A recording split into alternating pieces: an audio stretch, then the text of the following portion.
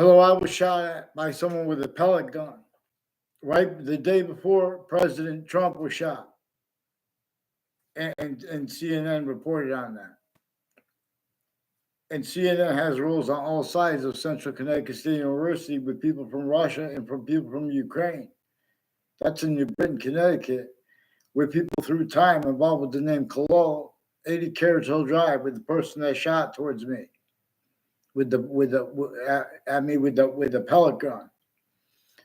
Involved too, further with a Phil Kalo with Whiting Forensics and a Joshua Julian with New Britain Superior Court with a whole bunch of people with some child abusers of kids and a principal child abuser that have roles with the Facebook pages. Also with the Phil Kalo. Phil Kalo was further also involved with violence on my street and police and courts that have been forging and switching names.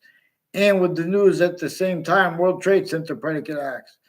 And people with the name Scalora, recorded, confessed, demonstrated, confirmed, they have roles with the World Trade Center names and names next to it, including the court next to it, and names on all sides of that, putting the same sequence shifts.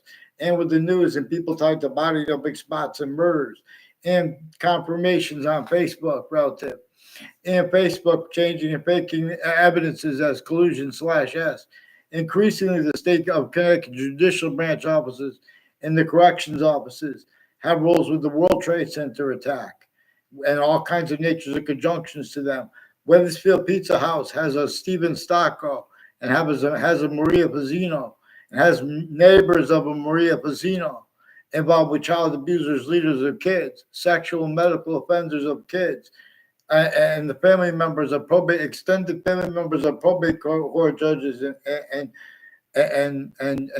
superior court judges and prosecutors and victims advocates involved with overt criminal enterprises and private ones, and increasingly people with